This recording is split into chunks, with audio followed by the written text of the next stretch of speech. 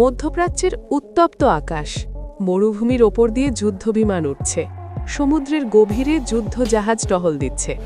বিশ্বের সংবাদ মাধ্যমের চোখ এখন এক জায়গায়, মধ্যপ্রাচ্য। কারণ উত্তেজনা বেড়েছে তিন শক্তির মধ্যে: ইরান, ইসরায়েল এবং ইউনাইটেড স্টেটস। অনেকে মনে করে যদি বড় যুদ্ধ শুরু হয় তাহলে ইরান দ্রুত হারবে, কারণ আমেরিকা বিশ্বের সবচেয়ে শক্তিশালী সামরিক শক্তি, আর ইসরায়েলের প্রযুক্তি ও গোয়েন্দা ক্ষমতা অসাধারণ।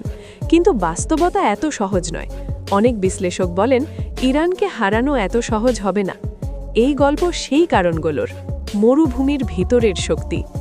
এক সন্ধ্যায় রাজধানী তেহরান শহরের একটি সামরিক ঘাঁটিতে বৈঠক চলছে। বড় বড় স্ক্রিনে মানচিত্র দেখানো হচ্ছে। মানচিত্রে দেখা যাচ্ছে পারস্য উপসাগর, ইসরায়েল, আমেরিকার ঘাঁটি এবং সমুদ্রপথ। একজন জেনারেল শান্তভাবে বললেন, আমরা জানি তারা শক্তিশালী, কিন্তু আমাদেরও এমন কিছু আছে যা সহজে ভাঙা যাবে না। তার কথায় সবাই মাথা নাড়ল। কারণ এক, বিশাল ভৌগোলিক শক্তি।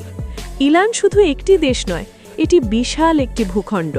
পাহাড়, মরুভূমি, উপত্যকা সব মিলিয়ে এমন জায়গা যেখানে বড় বাহিনী নিয়ে যুদ্ধ করা খুব কঠিন।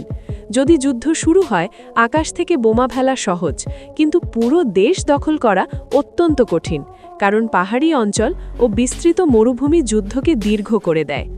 কারণ দুই, শক্তিশালী মিসাইল প্রযুক্তি। মধ্যপ্রাচ্যের আকাশের সবচেয়ে বড় ভয়ের একটি নাম ইরানের মিসাইল। বিশ্লেষকদের মতে ইরানের কাছে শত শত দূরপাল্লার মিসাইল আছে। এগুলো কয়েক হাজার কিলোমিটার দূর পর্যন্ত আঘাত করতে পারে। এই মিসাইলগুলো শুধু একটি দেশের দিকে নয়, মধ্যপ্রাচ্যের বিভিন্ন সামরিক ঘাঁটির দিকে লক্ষ্য করতে পারে। যদি যুদ্ধ শুরু হয় তাহলে অনেক ঘাঁটি প্রথমেই ঝুঁকির মধ্যে পড়বে।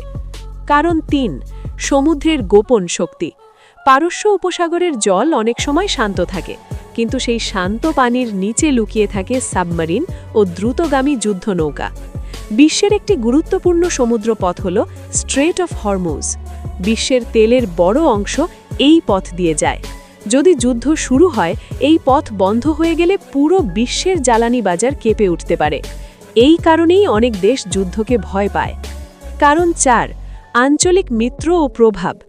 ইরানের আরেকটি শক্তি হল তার আঞ্চলিক প্রভাব।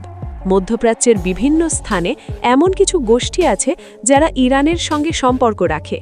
যদি বড় যুদ্ধ শুরু হয়, যুদ্ধ শুধু একটি দেশের মধ্যে সীমাবদ্ধ থাকবে না, তা ছড়িয়ে পড়তে পারে বিভিন্ন